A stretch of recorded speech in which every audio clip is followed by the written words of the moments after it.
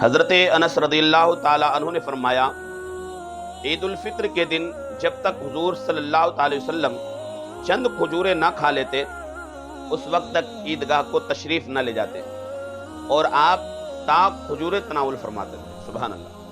تو ہمیں اور آپ کو یہ درس ملتا ہے کہ عید الفطر کے دن جب ہم عیدگاہ جائیں تو چند کھجوریں تاق یعنی 1، 3، 5، 7 اس طریقے سے آپ کھجور کھا کر کے ہی عیدگاہ تشریف لے جائیں۔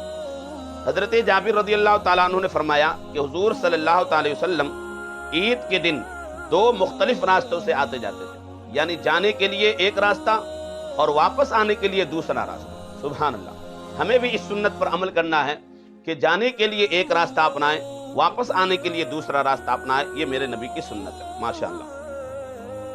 حضرت بریدہ رضی اللہ تعالیٰ عنہ نے فرمایا کہ عید الفطر کے دن جب تک حضور صلی اللہ علیہ وسلم کچھ کھا نہ لیتے، عیدگاہ کو تشریف نہ لے جاتے، اور عید الاضحیٰ کے دن اس وقت تک کچھ نہ کھاتے جب تک کہ نماز نہ پڑھ لیتے۔ سبحان اللہ۔ تو بقرعید کی نماز جب ہم آپ پڑھیں گے تو بغیر کچھ کھائے عیدگاہ جائیں گے، نماز عید پڑھیں گے، اس کے بعد جو ہے کچھ کھائیں گے، اور عید الفطر کی نماز پڑھنے جائیں گے تو سنت مصطفیٰ یہ ہے کہ پہلے کچھ کھا کر کے جائیں، یعنی کھجوریں کھا کر کے جائیں۔ اگر کھجوریں میسر نہ ہو تو کوئی میٹھی چیز ہی کھا لے، سنت ادا ہو جائے گی انشاءاللہ۔ حضرات آئیے میں آپ کے سامنے نماز عید کا طریقہ پیش کر دوں، اس کو آپ اپنے ذہن میں بڑے ہی اطمینان کے ساتھ اور سکون کے ساتھ اپنے ذہن میں بٹھا لیں، اس لیے کہ عیدگاہ میں بارہا دیکھا جاتا ہے کہ بسا اوقات لوگ تکبیروں میں چوک کر جاتے ہیں، کوئی رکوع میں چلا جاتا ہے، کوئی کہیں چلا جا رہا ہے، کوئی کدھر چلا جا رہا ہے۔ تو اس بات کو آپ ذہن میں رکھیں۔ سب سے پہلے تو نیت سماعت فرما لیں۔ نیت کی میں نے 2 رکعت نماز عید الفطر واجب مع 6 تکبیروں کے ساتھ، زائد 6 تکبیروں کے ساتھ، واسطے اللہ تعالیٰ کے، پیچھے اس امام کے، منہ میرا کعبہ شریف کی طرف، اللہ اکبر، ہاتھوں کو اٹھا کر کے ناف کے نیچے لا کر کے ہاتھ باندھ لیجیے۔ سبحانک اللہ یعنی ثنا پڑھیے، سبحانک اللہم وبحمدک وتبارک اسمک وتعالی جدک ولا الہ غیرک، پڑھ کر کے خاموش ہو جائیں۔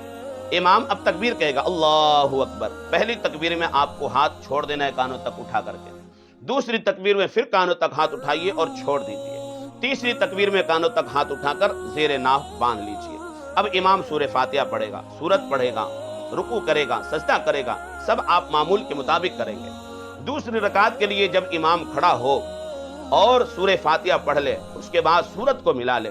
اب یہاں آپ کو غور کرنے کی ضرورت ہے، اس جگہ بہت سارے لوگ چوک کر جاتے ہیں۔ دوسری رکعت میں سورہ فاتحہ اور سورت پڑھنے کے بعد جب امام کہے اللہ اکبر تو آپ کو کانوں تک ہاتھ اٹھانا ہے اور چھوڑ دینا ہے۔ پھر دوسری تکبیر امام کہے گا اللہ اکبر، کانوں تک ہاتھ اٹھائیے، چھوڑ دیجیے۔ تیسری تکبیر امام کہے گا اللہ اکبر، کانوں تک ہاتھ اٹھائیے، چھوڑ دیجیے۔ چوتھی تکبیر جب امام کہے اللہ اکبر تو آپ کو کانوں تک ہاتھ نہیں اٹھانا ہے، سیدھے رکوع کے اندر جانا ہے۔ چوتھی تکبیر میں سیدھے رکوع کے اندر جانا ہے۔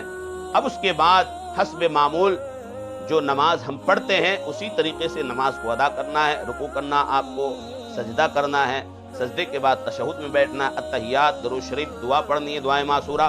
اس کے بعد امام سلام پھیرے، آپ بھی سلام پھیر دیں، آپ کی نماز مکمل ہو جائے گی۔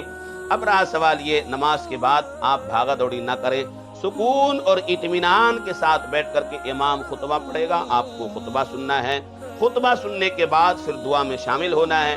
دعا کرنے کے بعد اپنے مسلمان بھائیوں سے مصافحہ کریں، موانقہ کریں، ملیں جلیں، خوشی کا اظہار کریں، اس لیے کہ مصافحہ کرنا بھی میرے نبی کی سنت ہے۔ ایک حدیث میں آیا، بخاری کی حدیث ہے، حضرت عبداللہ بن مسعود رضی اللہ تعالیٰ عنہ سے مروی ہے کہ حضور اقدس صلی اللہ علیہ وسلم کے مبارک ہاتھ ان کے دونوں ہاتھ میں تھا، یعنی ہر ایک کا ایک ہاتھ دوسرے کے دونوں ہاتھ کے درمیان میں ہوا۔ دوسرا طریقہ جس کو بعض فقہاء نے بیان کیا ہے کہ اس کو بھی حدیث سے ثابت کرتے ہیں کہ وہ یہ ہے کہ ہر ایک اپنا داہنا ہاتھ دوسرے کے داہنے ہاتھ سے اور بایاں ہاتھ دوسرے کے بائیں ہاتھ سے ملائے اور انگوٹھے کو دبائے، کہ انگوٹھے میں ایک رگ ہے کہ اس کے پکڑنے سے محبت پیدا ہوتی۔ بہار شریعت جلد 16 صفحہ 98 پر یہ بات موجود ہے۔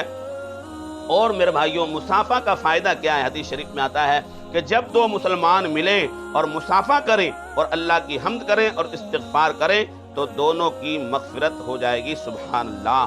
تو آپس میں ملیے، مصافحہ کیجئے اور جو ہے ایک دوسرے کو مبارکباد دیجئے، خوشی کا اظہار کیجیے۔ اللہ رب العزت کی بارگاہ میں دعا ہے مولا تبارک و تعالی ہمیں اور آپ کو کہنے اور سننے سے زیادہ اس پر عمل کی توفیق عطا فرمائے۔ رمضان المبارک میں جو ہم سے عبادتیں ہو سکی ہیں، اللہ رب العزت تمام مومنین کی عبادتوں کو اپنی بارگاہ میں قبول فرمائے۔ السلام علیکم ورحمۃ اللہ تعالی وبرکاتہ۔